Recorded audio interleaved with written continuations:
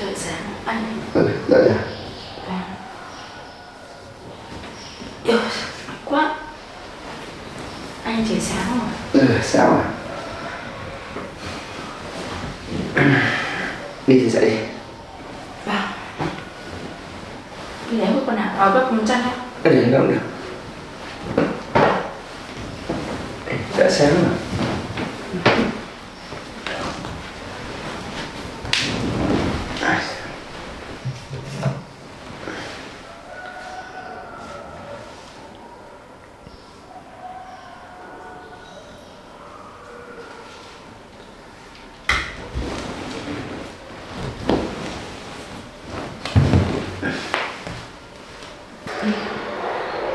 Trời ơi, sáng rồi. Không có gì biết đâu. Sáng rồi. Em đã rửa mặt chứ? Vâng.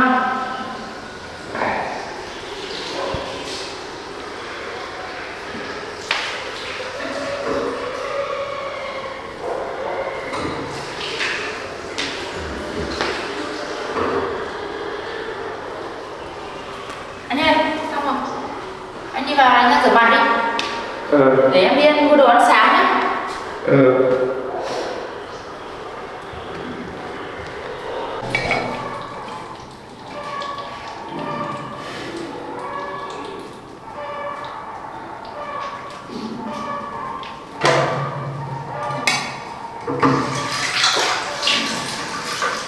Hôm nay mua đồ ăn sáng.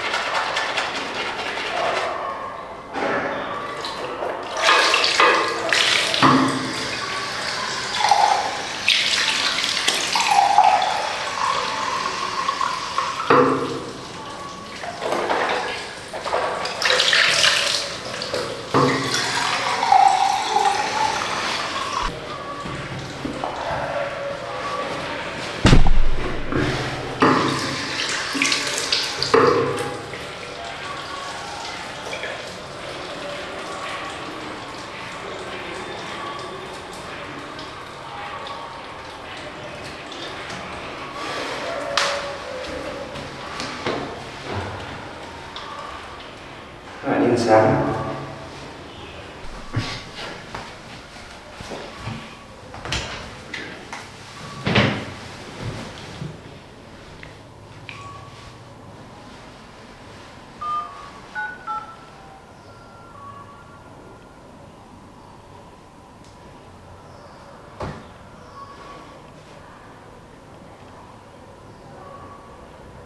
Nó Đức à?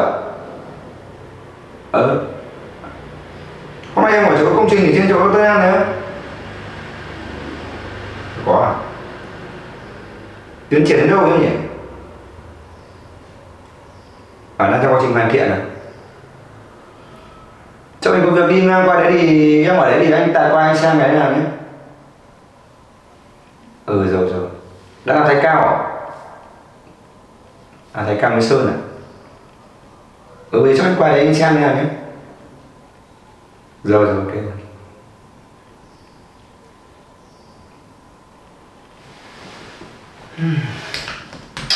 Chụp lên cái công trình để xem nào cái Hoa đi buôn sáng lâu thế.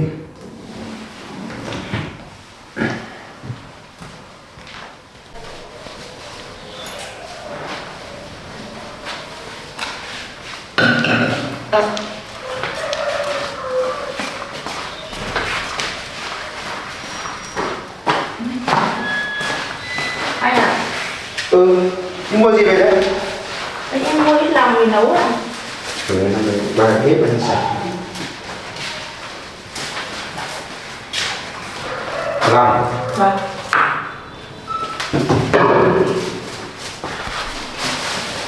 Thế hết và kể để anh đưa lên kia ăn. Thôi mình nấu ăn nó đảm bảo hơn anh ạ. Quá nhiều lúc ăn cũng không tốt.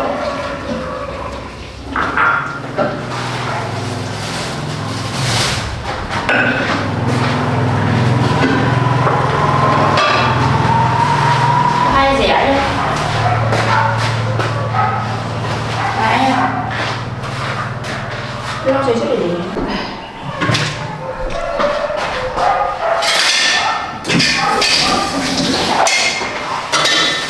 Nấu riêng đấy.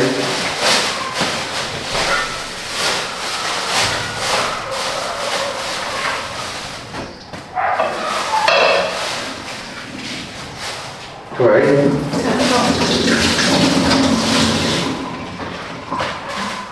Bé được bếp. Con nước đây. Dạ? Con nước đây. Không được đây nữa. Đến xào qua cà chua đấy.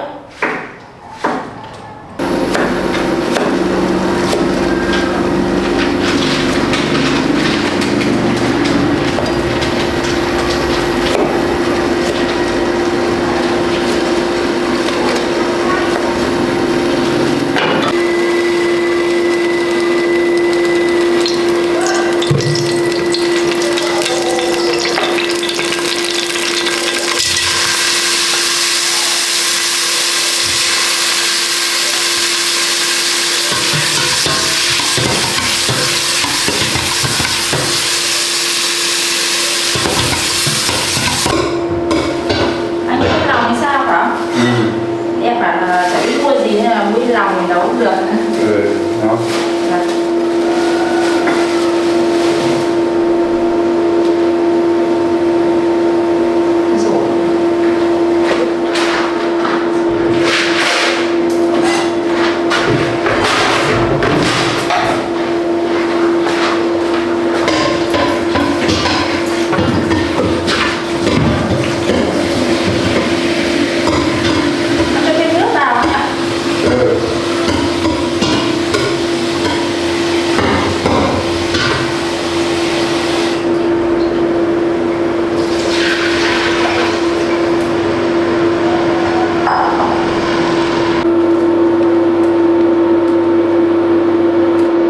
Thả lòng luôn đấy. Vâng, anh thả vào cho.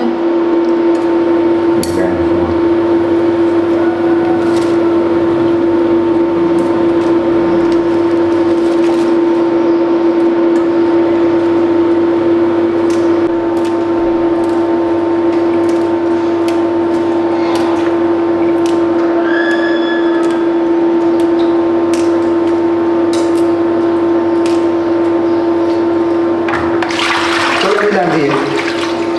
Chứ mà em đi vặt ổi anh ạ. Hôm nay vừa người ta gọi được cắt rồi ý. Em đi sớm xong một tí về nắng lắm.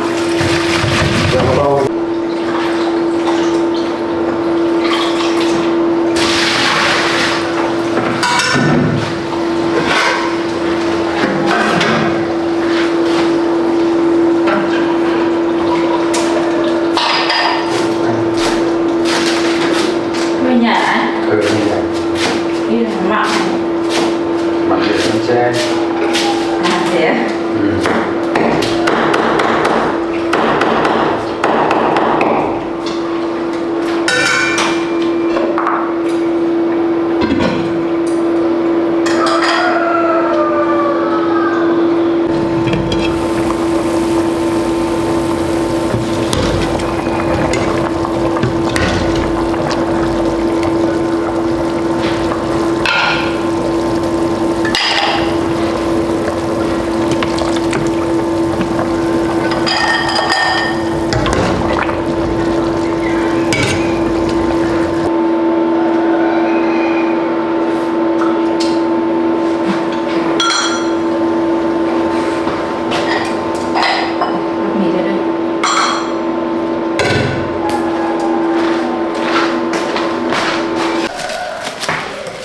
Nấu xong rồi anh ạ.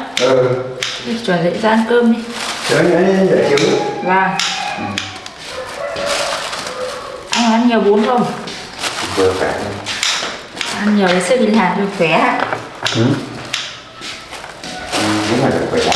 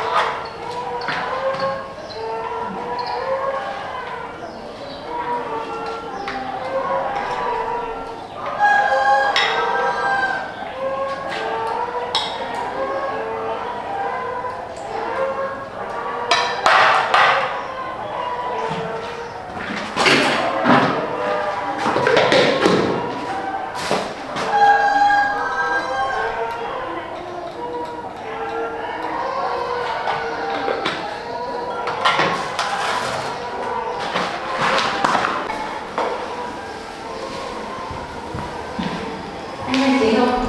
À, đúng rồi. Để cho tôi này.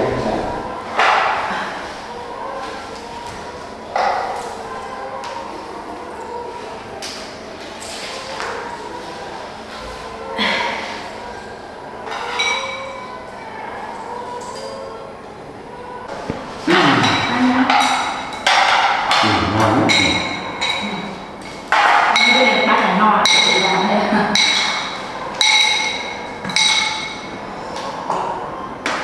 Đây là dừa. Vâng. Đây là dưa đây. Em muối đấy. Ngon.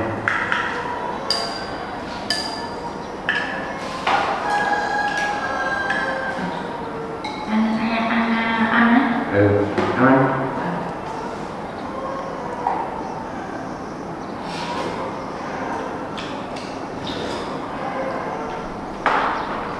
Cho hạt tiêu đây chứ. Ăn tiêu rồi.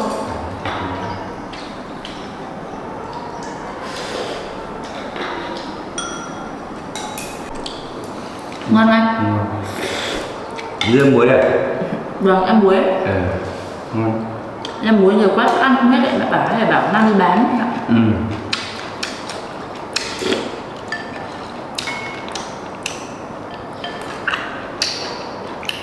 Ngon.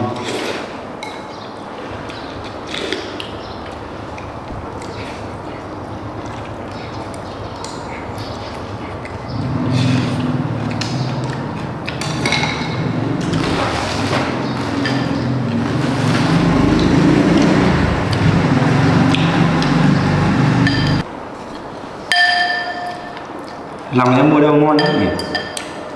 Em mua ở trên phố trên anh ạ. À. Đi một đoạn. Ừ. Ngon.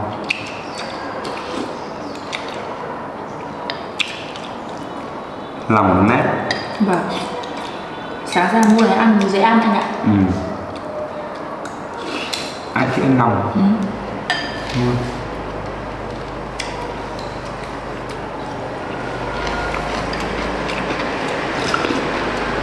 Lòng ăn thêm tí rau dưa thì ngon. Và chua chua anh nhỉ. Ừ. Dễ ăn. Ừ. Cái này có nhiều theo quán.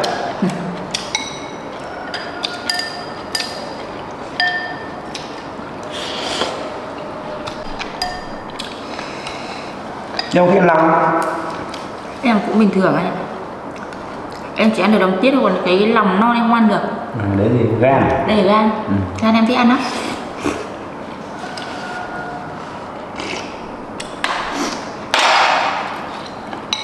Ngon. Vâng. Ăn hơi bát nha nhá. Ừ. Có chua là ăn ngon.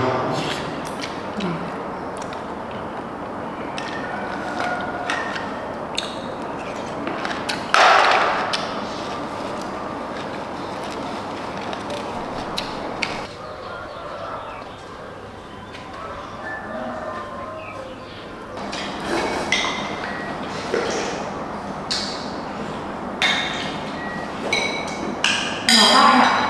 Ăn nhiều rồi. Thôi rồi. Ừ. Bây giờ ăn xong là anh đi làm hay đi đấy? Anh nhà lên Dạ.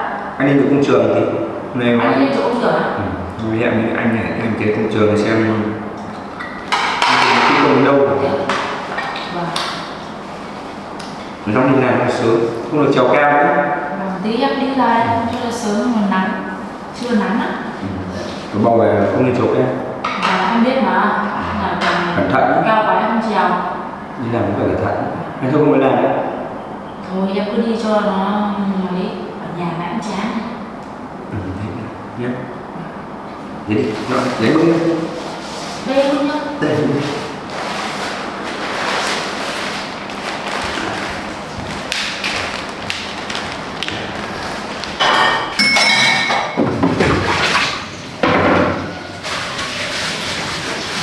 Anh ấy rửa. Thôi anh đi vào cái quần áo chuẩn đi làm em muộn. Đấy, anh ấy rửa. Em rửa tí là xong mà. Phải. Hả? Em rửa lúc là xong mà. Rửa đi.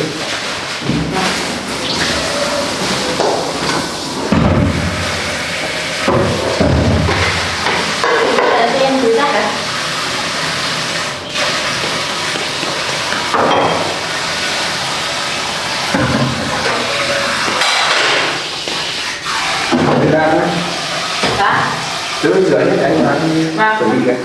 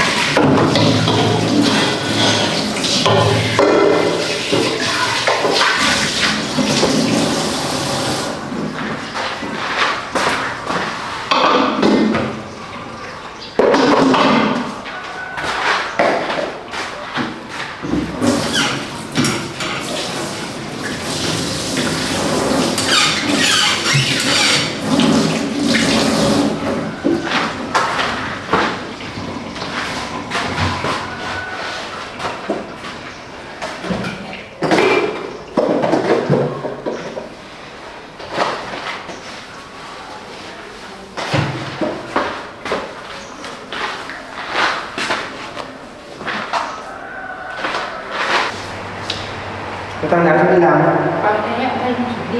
À không, cầm nước nào ra cầm cái gạo chắc này.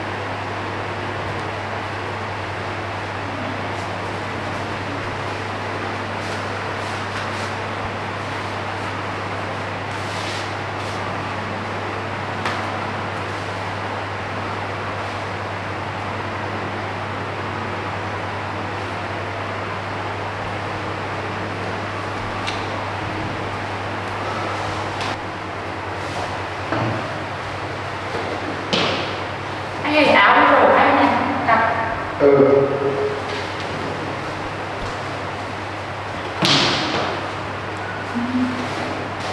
Đến mà áo rồi. Ừ.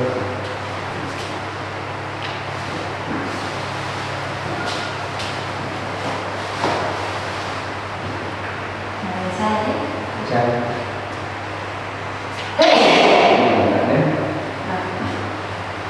Đi, thôi. Chuẩn bị đi.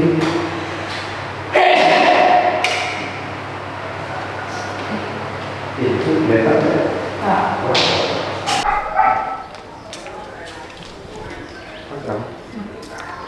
Ngủ em đâu rồi? Em để ở nhà bếp rồi anh ạ. Anh đi trước đi. Anh có đi sau được. Đi. Nón. Nói chưa? Anh đi trước đi nhá. Đấy đi hay không đi?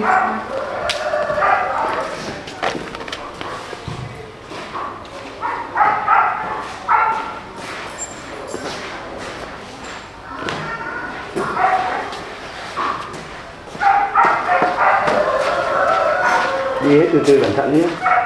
Em biết mà. Anh không phải lo đâu.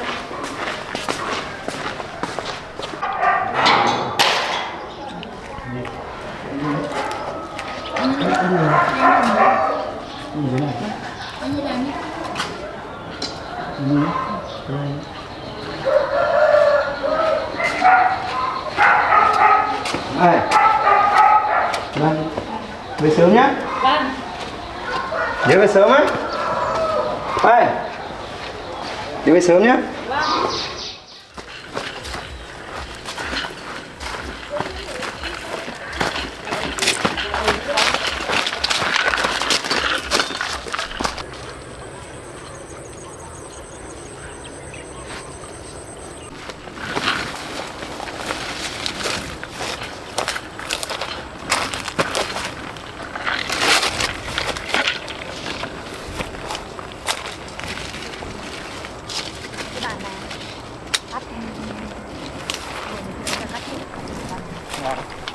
Nói chung là cái ổi này là phải lựa chứ không phải như cam. Đây em lựa quả này này, quay lựa quả này này. Em phải quay chứ mình không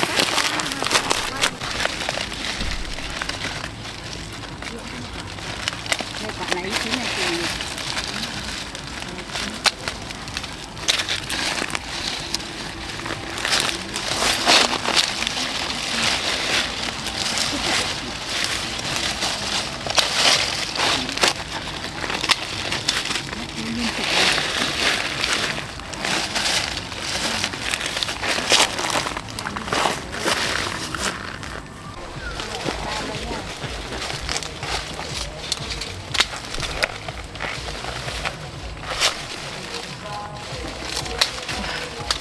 ổi to thế.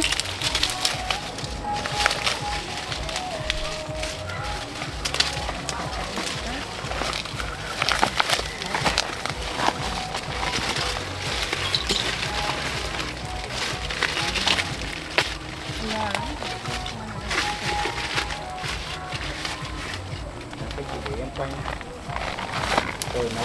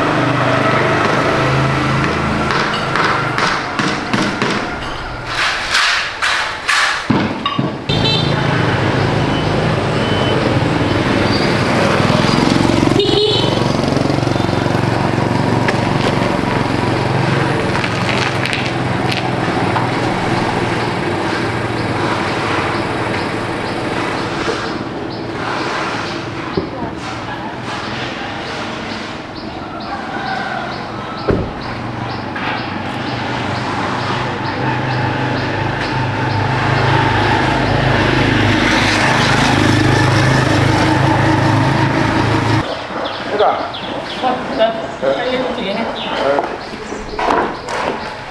Thế nào đấy? Em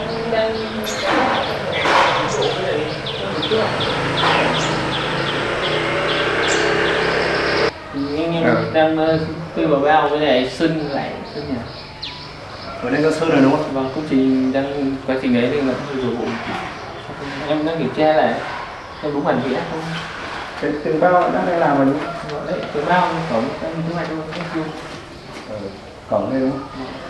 Em đúng kế hoạch của bản vẽ. Tạo sơn nó làm à? Còn đấy, thợ sư đang làm trên tầng 2. Trên lên tầng. Đang bả lại. Đây xem đây là cái cao này. Đây thấy cao đúng không? Vâng, cái cao. Cái bên này.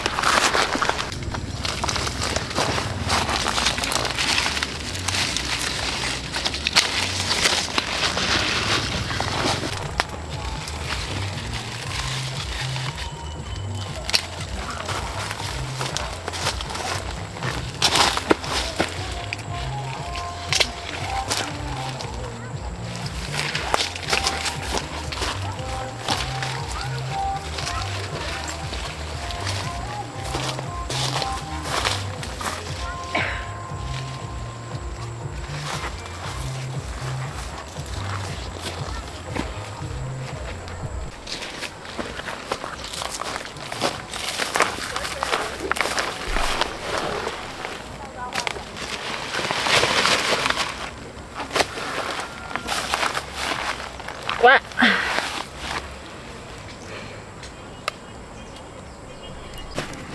mệt quá, nóng.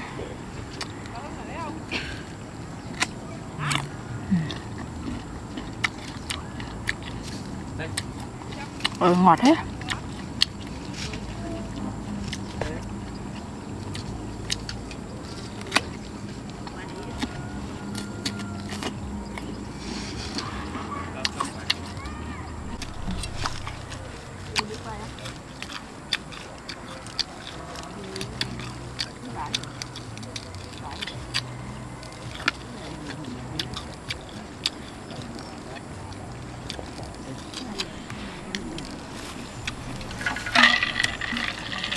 Ôi ngọt thế.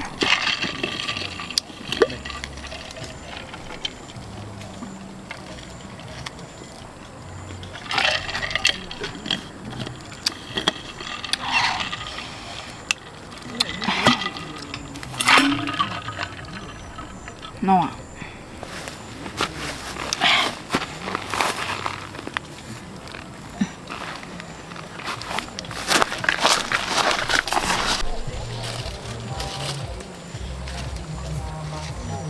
Anh em hoàn thành đúng kế hoạch thời gian thôi, chắc là tầm một tháng là hoàn thiện và bàn giao công trình.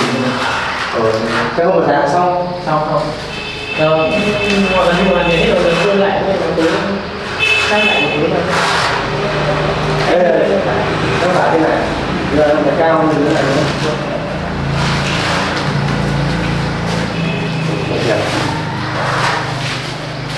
Đây là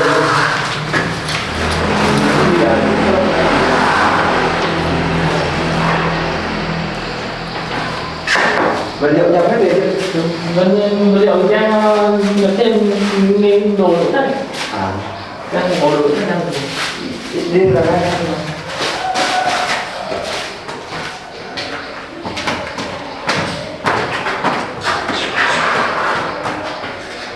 đó. Anh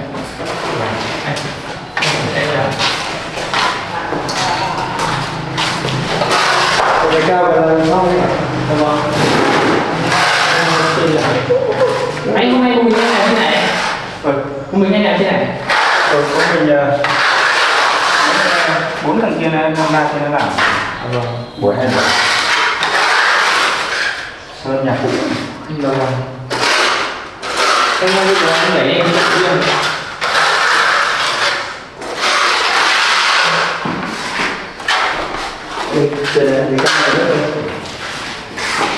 Đây là khu nhà mình xem. Đây khu nhà mình xem. Người rất nhiều rồi.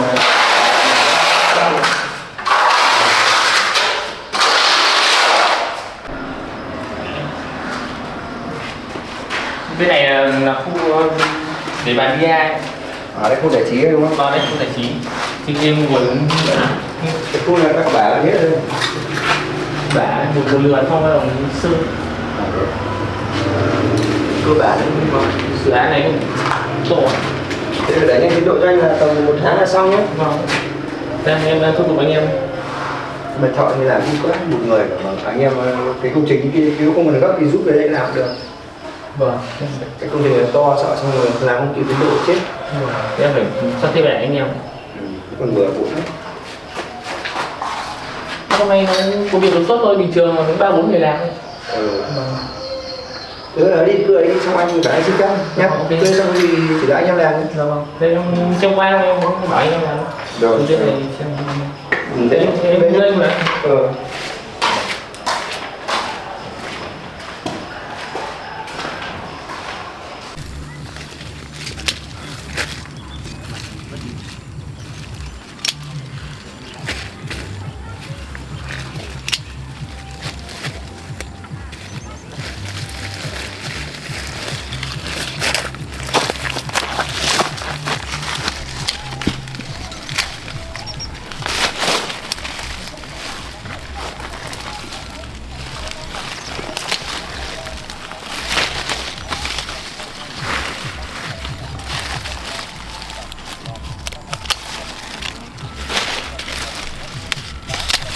Sót quá.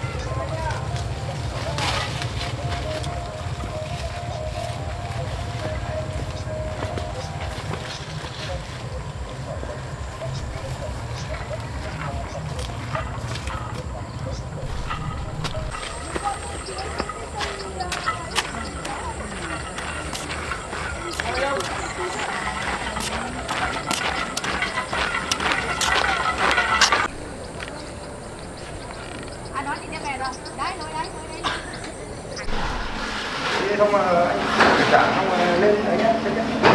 Em giám sát đây một lúc xong em lên xem qua mặt bằng ở trên cái này.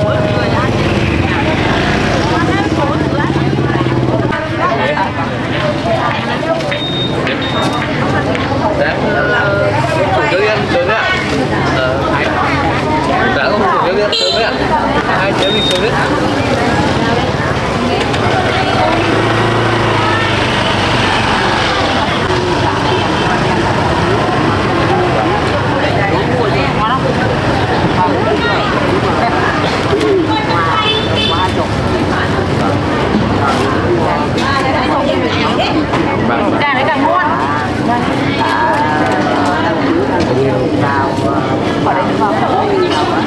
To quá, ngon. Này.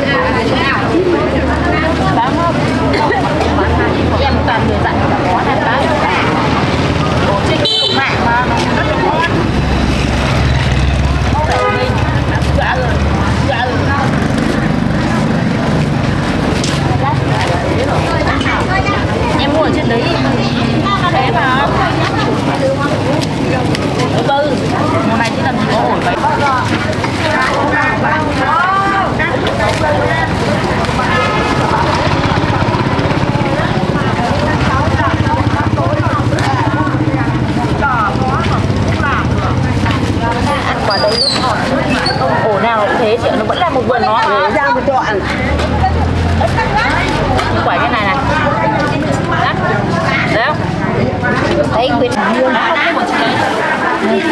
đấy của Len đấy. Đấy, bây giờ đây.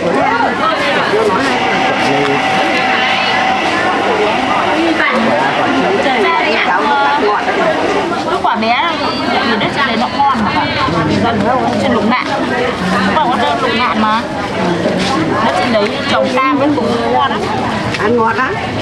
ở đây đấy Tôi ra ngoài bán là mấy mươi Bật cam nữa. lịch chơi. Vườn bật cam. à ở đây cái bà nào á Ra ông đứng đấy, ông lao ra. thế á? Anh cũng gãy đi xe của anh. May hay thắng sao ạ? Chết nhà về gì quá. 15 về bán này. Ông ai sinh nhang ông ngõ rồi coi. Nó bảo hôm đấy ông cũng may nhỉ. Ủa nhà bà thì đây là Đây là 7 nguyên. Bắt 7 cái bún tôi đấy. Chưa, không phải đấy nhá. Đây hàng cái gì mà ngồi còn đây là đây. Hả? Càng sâu càng ngon. Đây, ăn quả là đây là Không phải là đẹp mà ngon đâu. Sáu tháng quả giá.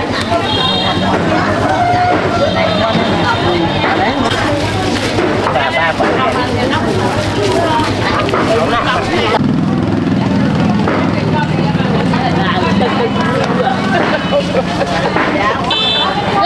đã không cười thấy mày thế nào đã không bán hết rồi đấy vẫn còn đấy còn đẹp cơ đẹp hơn đó Hết rồi bạn. 8 ở đây còn đẹp 2 quả Nóng to đâu, đem cân mấy một cân họ làm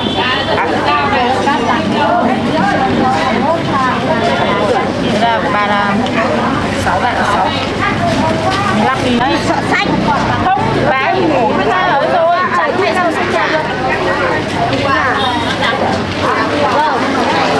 làm gì hả tinh răng đều tinh răng đều ở đây mua ít giao 31 rồi bán 30 5.000 cân mua 3 một tí thôi thế này đang đều giá không ăn ngô rồi hết một đâu đây Ổi chân thì nói chung là cái ổ này đất trên này đất mình bạn cứ ăn đi.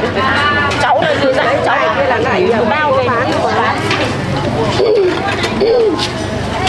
Thế này có lấy gì không? Đây, đây. Đây là quả sâu này. Đấy. Vâng, ngon lắm. những quả sâu là quả ngon Quả ư, bác em lấy ăn đi gì vậy thế này. Bảo cháu cho bà con. Đấy. Mua rau ấy còn. Lấy về mà ăn. Nhiều lắm.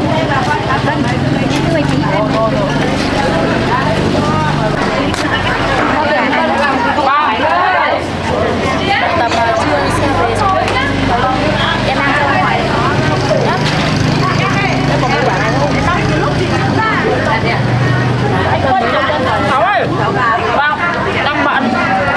ăn chỉ 3 cân nhá Vâng, vâng.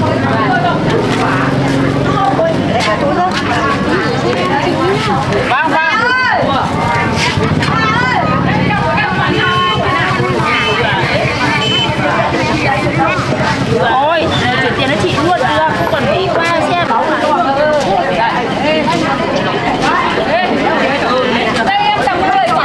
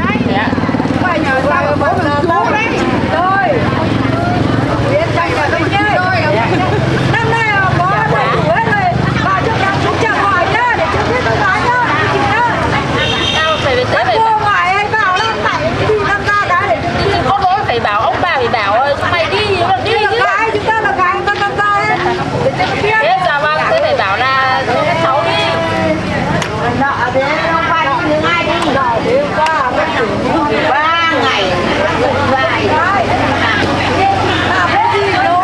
không phải thì mình đi phải nghỉ nó không lại không phải thì mình phải đi trường trên cái gì nó cho đi là Hà Nội báo bảo là có đi Hà Nội thì mình cứ đi không đi cứ nằm ở đấy nó mà cho đi mới đi chứ nó cho đi rồi nó cho đúng chuyến mình không bao mất tiền đi kia nó còn mất bao tiền giờ thấy tím là cái cảnh chạy hôm nay ngủ rồi hôm nay ngủ rồi đó thế là rằng con rể con gái đấy gái vâng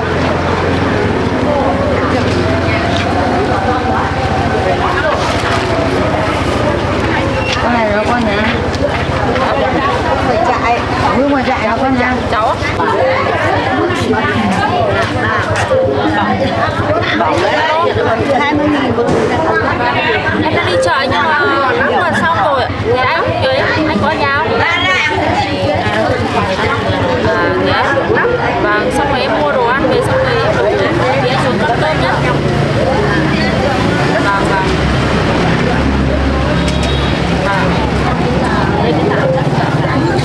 đây cháu đã làm để ăn thì về ăn cơm.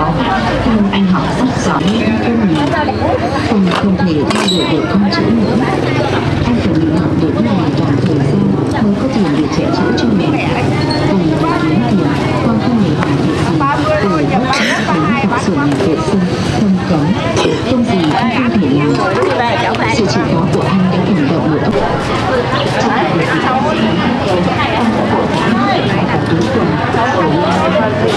Bán ra bữa em ơi.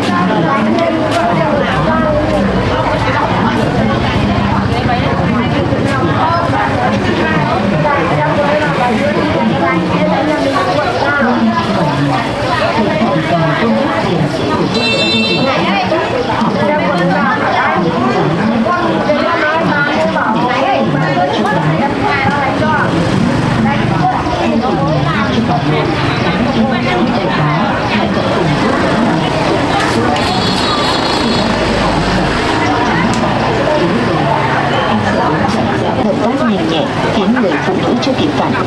Đây là chiếc đai gối có tác dụng làm nóng, giúp giãn cơ cơ, giảm đau và đẩy nhanh quá trình phục hồi thần kinh ở đầu gối. Sản phẩm được hiệp hội. Phản ứng gì? Anh chạy đến xe của mình dựng lên, nhưng mọi thứ đã không còn nguyên vẹn như trước. đau rút thế thật ăn không ăn được ở đây là bao nhiêu là rất nó nhanh sáng cái mình rất sáng cái chưa Cho cốc trà chanh em ơi.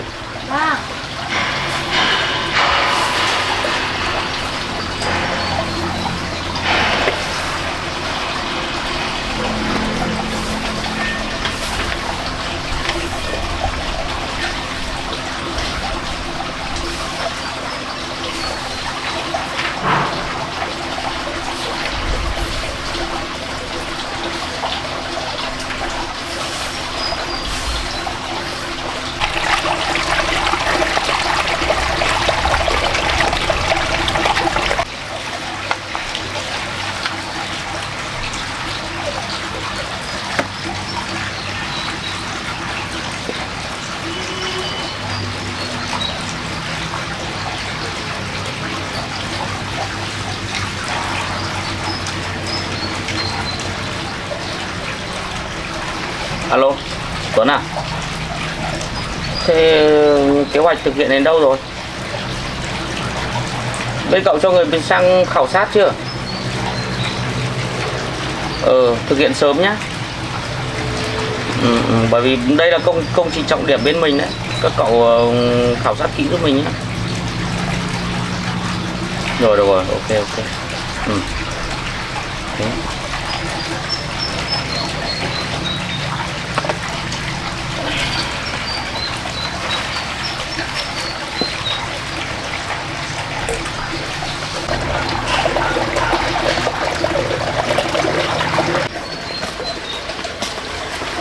Cảm ơn.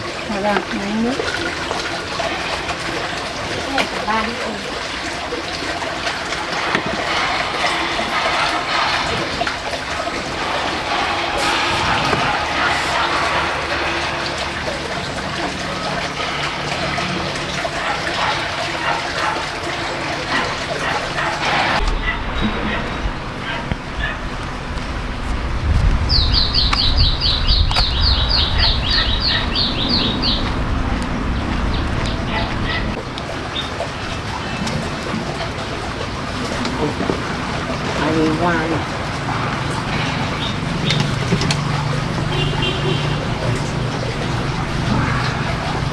Khoa ơi! Nhớ anh không? À, Anh là đối tác của Tuấn. à thế ạ. Em đi đâu về đấy? Em đi làm về anh ạ. À thế ạ? Vào đây uống nước. Thôi thì em đi về Vào đây đây uống buổi nước trưa lát rồi cho ạ. đỡ nắng. Thôi em đi Vào về đây. đây trưa Vào rồi. đây cho đỡ nắng. Đi. Đi. Đấy rồi. Sao mà uống nước cho đỡ nắng cho mát. Đấy. Anh đi đâu đây? Anh đi nước đâu? Đây, ngồi đây. Ở đây. Em uống gì? Em cốc nước trà xanh được ạ. Em ơi cho một trà chanh em ơi. Em vừa đi đâu rồi à? Em vừa đi làm này. Em bán gì? Và hôm nay em đi bán Uống nước đi ạ. Lần thế này đi làm ngoài trời nắng. anh cũng ngồi uống nước ở đây à? Anh vừa đi làm qua đây anh kéo vào đây uống nước. Thế em với Tuấn thế nào rồi? Em Tuấn thì vẫn bình thường anh ạ. Thế thì gia đình khi nào cưới? Đấy chuyện đấy cũng lâu lắm này, chưa biết Đâu nào. gì nữa. Thế yêu nhau lâu chưa? Em yêu nhau cũng được vài tháng. Cưới được rồi. Thì Tuấn kinh tế nó mạnh thế, bảo Tuấn nó giúp đỡ làm sao mà em phải đi làm này cho nó vất vả mà nắng nôi nữa. Thôi anh ạ, em thực sự là cũng không muốn nhờ anh nhiều ấy. Công việc của em Có thì, gì đằng nào trở về cả một gia đình. công việc của em Sao đâu. thì em làm cũng quen rồi ấy. Tức là em muốn tự chủ về kinh tế đấy. Ôi, ít nữa rồi Tuấn nó lo rồi sao phải lo nữa. Vâng. Thế anh có gia đình chưa? Anh chưa. Gia đình à? Anh uống nước anh. Uống nhé. Em cũng nghe anh Tuấn kể nhiều về anh lắm. Tuấn nói gì? Anh chắc là cũng làm ăn chắc là cũng được đúng không? Dạ. Công việc là cũng anh cứ thành đạt là được rồi anh ạ. Anh vất vả lắm em. Nó không đơn giản. Nhưng mà em thấy anh Tuấn cũng nói chuyện bảo là anh đấy là anh cũng có người yêu rồi à? Thì cũng mình cũng chưa Thế nào là yêu nó thì bây giờ mình cứ cái bạn đấy thì mình quen thì là cũng mình học cùng mình hồi từ nhỏ. Thế nhưng mà bây giờ kinh tế của bạn khó khăn quá thì sau bao nhiêu năm đi lặn lội xa xôi về xong rồi vừa rồi gặp thì mình thấy lại không nói được, lại bị câm. Thì bây giờ anh mới Bây giờ anh làm nào? anh đưa đến một ông thầy Giang, ông ấy cũng cao tay, không biết là nhờ ông chữa trị, không biết là thế nào, nhưng mà hy vọng là được. Nhưng mà chị đấy là cũng kiểu như là mới bị hả anh? Hay là đi đâu hay bị Cái này anh cũng chưa không rõ lắm, nhưng mà khả năng là sau một tai nạn thì bị thôi. Tai nạn chắc khoảng cách đây quay độ 5-7 năm thôi, lâu quá không gặp rồi. Mỗi người hoàn cảnh cũng khổ lắm. Em đây thế, sống của em đây nghèo không có tiền anh. Hôm nay may gặp Tuấn nên là ổn rồi, có gì Tuấn giúp đỡ. May anh thì cũng tốt tính ấy. Anh định giúp đỡ em nhiều lắm. Tuấn đẹp trai mà.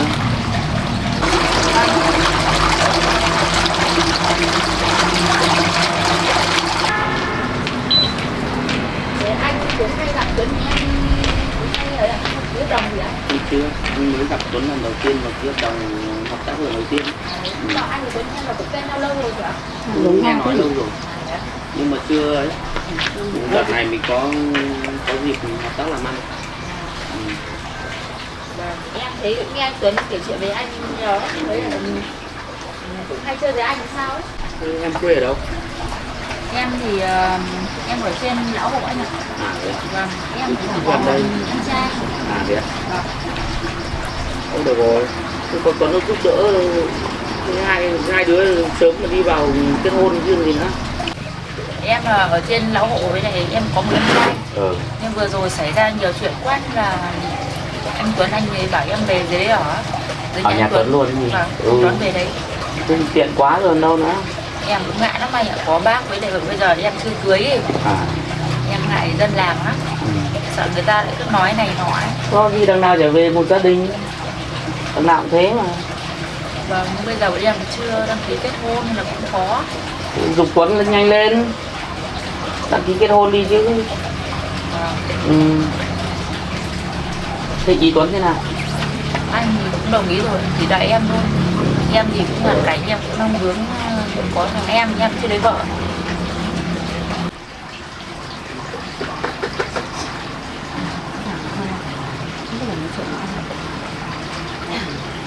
Nghe vất vả nhỉ.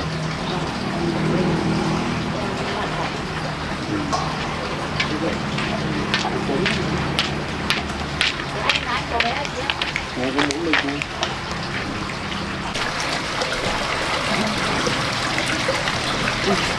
Anh ơi, thôi cũng muộn rồi, cho em tí về chứ. Thôi xong bây giờ để anh đưa em về. Thôi anh ạ, không cần đâu. Em tự Nắng về nôi được này mà. để anh đưa em về cũng được. Thôi nhà em cũng ở gần đây ạ. Thế để anh bảo gọi Tuấn đưa em về nhé. Thôi anh ạ, anh để chắc là bận đấy, tôi không nói đâu. Anh không để hiện đâu. Xin kia về trước nhé. Ừ. Để em về đi. Rồi em về đây. Ừ, về nhé. Từ đây lên xe anh đưa em về. Anh ơi, thôi không cần đâu, em tự đi về được nhà em. Đấy, ở xe anh đây. Thôi, thôi, em không cần đâu, đi bộ là quen rồi anh ạ. Bộ. Vâng, thôi em về nhé. Ừ, em về đi. Cảm ơn anh nhé. Ừ, em về.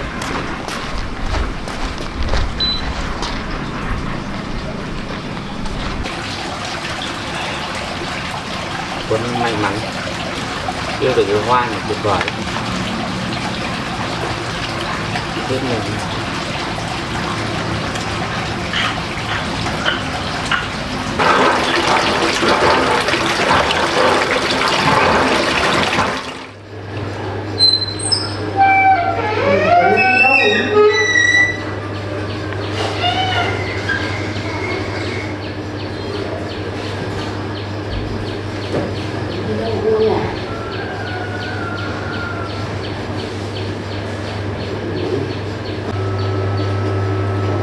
Đang ngồi những với ai ở trên quán này.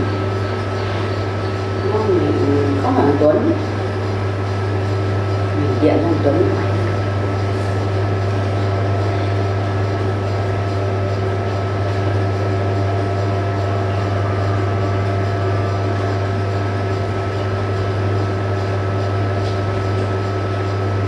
Tuấn à, quán nào đâu? Mà sau việc về phải báo này nhá. Thế nhá. Chào con.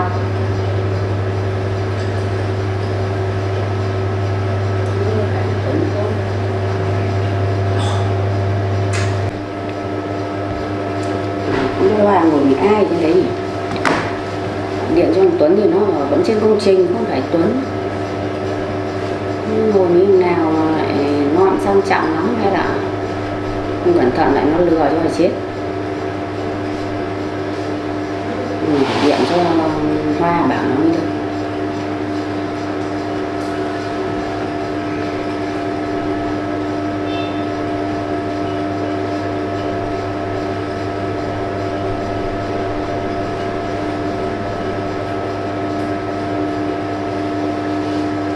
Không thấy nghe máy ấy.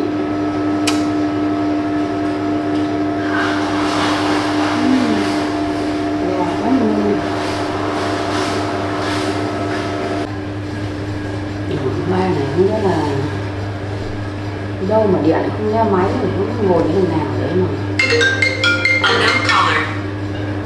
nói đã điện mà alo bảo gì bác đấy con. Bác vừa gọi cho con mà không thấy nghe máy con.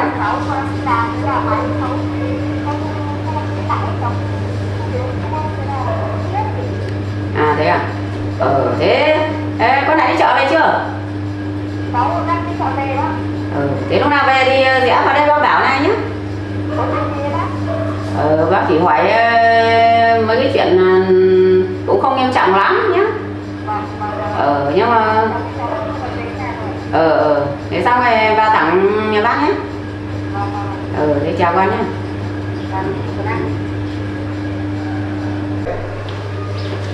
Này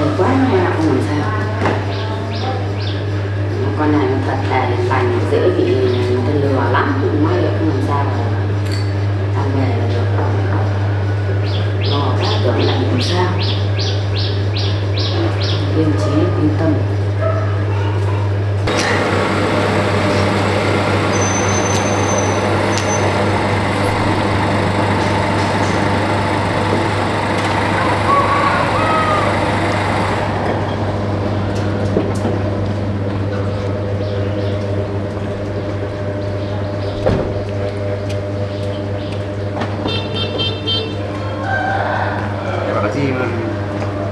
Điện mình về chuyện gì cũng biết. Ô, mẹ ơi, mẹ ơi, có cái gì mà gọi con về sớm ấy? Về đấy. Là mẹ hỏi như nào luôn. Hỏi cái gì?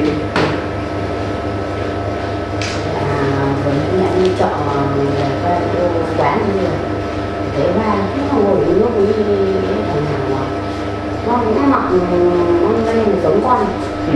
Nhưng mà mẹ nhìn cái dáng thì không phải con. Nhưng mà mẹ lại cứ ngỏ ngọ tưởng con đã bị điện cho con hỏi thì con ở trên công trường thì mẹ bảo thế không phải con thì mẹ điện về hỏi xem ngồi nhà ai sợ nó lại bị lừa. Mẹ cứ chắc là bạn của Hoa chứ ai. Hoa cũng có bạn có bè của Hoa, chắc ngồi uống nước đấy có chuyện gì đâu. Thế nhưng mà mẹ cứ lo sợ Hoa nó thật thà, nó tin người rồi nó lại cứ nói ngon nó lừa chết. Lừa gì? Nhưng mà con nó cứ Hoa về con cứ nhắc nhở nó cho nó. Vợ chắc không có gì đâu. Giờ ra ngoài xã hội nó lừa nhiều lắm. Lừa gì? Chắc cái gì là bạn của Hoa với Hoa của có bạn bè đấy. Nếu mà bạn bè thì là cái tốt, nhưng mà mẹ chỉ sợ cái kẻ xấu nó bị lừa. Alo. Em đi chợ về chưa? À đang về gần đến nhà anh rồi à?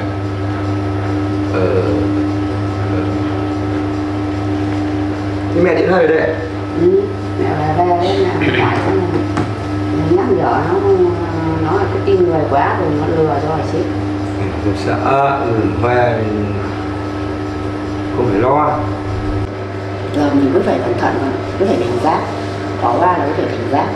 Nhưng mà nhìn đấy mẹ, chứ phải hai thằng công. Không dám người đấy thì không phải làm công, nhưng mà sợ nó lại thuê bọn khác đi. Mình cứ phải cần cảnh giác, không đó thì mình cũng lo, mẹ cũng lo. Hoa dễ tin người mà không cẩn thận, công nói chuyện thật. Đấy. Nhưng mà vừa điện thoại bảo Hoa về đây rồi. Mẹ chỉ sợ là cái Tuyền những công giờ nó không ra mặt, nó lại thuê người khác. Đấy, mẹ sợ thế. Thôi chắc cũng lo, chắc Hoa về đây xong để con xem nó hỏi nào. Chắc không có vấn đề gì đâu. Thế bảo nếu không vấn đề gì là tốt, nhưng mà nếu bạn bè thì là tốt, nhưng mà chỉ sợ nó lợi dụng mình. Thế còn tưởng có chuyện gì cơ. Thế cái chuyện đấy chả quan trọng. Không lo. Con tưởng là mẹ xong thế vừa nãy con tưởng mẹ bảo là ba bị sao hoặc như nào nên mới sợ. Chuyện đấy mình cũng phải quan trọng, nhưng mình cũng phải cảnh giác là vừa. Vâng.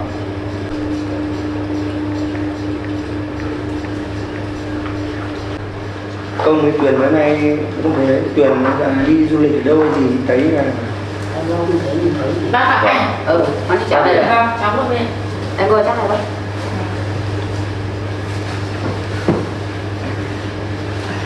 thế Có chuyện gì hả bác? Ba đang bảo lúc nãy ba đi chợ về nhìn thấy con ngồi trong quán nước này, lại ngồi mấy cái thằng nào mà nó ăn mặc cũng giống Tuấn. Thế nhưng mà bác nhìn cho Tuấn hỏi thì Tuấn lại bảo là không phải. Thế bác đang lo sợ con lại bị lừa, thế mà bác bảo thì về hỏi xem là ai. À, cái anh đấy là đối tác của anh Tuấn hôm qua lúc anh em mình đi anh. À công ty Anh bạn anh vâng. Thế sao lại ngồi nước này? Em đi chợ về qua thì anh đấy gặp anh bảo là đi vào nóng đi vào đây ngồi uống nước. Vâng. Thế mà Cũng không có gì đâu ạ. Chỉ mẹ đang lo lắng cho em thôi. Bác cứ lo, bác bảo là sợ con thật thà vậy bị người ta lừa ấy. Không, bác yên tâm cháu không mấy đâu. thế nhưng mà mình cứ phải cảnh giác. Chúng ta phải để ý mà. Ông bác thì sợ lại Tuyền nó Hồng Kông nó lại bây giờ nó không ra mặt nó lại sai quần đệ của nó ấy. Nó lừa con chết. Và cháu lúc đấy đi qua anh đấy chắc anh ấy gặp anh ấy bảo là đi vào đây uống nước một lúc đỡ khát nước. Thế em gặp cái anh ấy ở chỗ trên chỗ công trình không đấy ạ? Không, em gặp em đang đi về qua quán gần nước ý anh. Thế là anh đấy lấy gọi em vào. Thế nói chuyện gì mà ấy mạnh em Có chuyện gì lo lắng quá. Và có chuyện gì đâu, anh đấy chỉ hỏi em công việc của em cái thứ thôi. Anh ấy cũng nói chung là em nói chuyện với anh đấy, anh cũng nói chuyện hoàn cảnh của anh đấy nghe thương lắm anh ạ. Này bây giờ ông đấy là cũng có tiền mà, giàu mà, CEO của công ty Lotus mà. Anh có tiền nhưng mà người yêu anh đấy cũng kiểu như là bị câm ấy. Người bị câm. Ông có người yêu rồi ạ? Có rồi. Thế mà anh tưởng người lại thích em hay tán em? Không, em chỉ có anh thôi. Chắc là nó là người tốt, nó lại thấy cô gái công kia lại có hoàn cảnh khó khăn, lại thương, Chắc yêu. anh nghe như kể cháu nghe thương lắm anh. Vâng. Ông đấy là người tốt mà, anh tiếp xúc vài lần ông đấy với lại trước cũng ký được một vài hợp đồng rồi thì đấy cũng là người đàng hoàng. Bác cứ yên tâm nhé, cứ tin tưởng cháu không ấy đâu. Cháu như hồi xưa nữa bác. Thế là bác yên tâm rồi, ông bác cứ lo bọn con thật thà sợ người ta lại lừa. Không có gì đâu bác. Nhưng mà mình vẫn cứ phải cảnh giác thôi, không được để cho nó làm cái như những đợt trước giờ mình bụng càng ngày càng to rồi, mình phải giữ gìn cho em bé. Không rồi nếu xảy ra chuyện gì là mình vẫn hận cả đời quá. Thế là mình mẹ lo bác. Thế giờ cứ ở đây để bác đi vào nấu cơm xong rồi mấy em có cho ăn cơm nhé. Thôi bác ạ, cháu về nhà dưới ăn cơm được. Thôi bác ở đây đâu, cứ để ăn vui gì thì sắc. Nhà trên nhà dưới thì vẫn là nhà người một nhà, có gì ngại gì, không phải ở đây bác. Thế cái Diệm đi đâu ạ? Diệm nó qua nó bảo là nó xin phép nó đi chơi với bạn nó mấy hôm. Thế ngày nào hôm nay mấy hôm về không thấy ở dưới? Không thấy mặt đâu. Qua nó bảo là nó xin phép mẹ cho nó đi chơi với bạn mấy hôm. Thế không bảo gì anh? Nó cũng bảo con. Không có bảo gì. Chắc là nó vẫn giận cái con nọ ăn cơm không bảo gì nó, chắc nó cũng giận. Thế bây giờ em vào nấu. Bác ngồi đây để cháu nấu nhá. Thôi đi hai đấy không hai cháu đi nấu cho nha. Cháu nấu cơm cho bác ngồi nghỉ đi. Đây để hai bác cháu đi nấu đâu.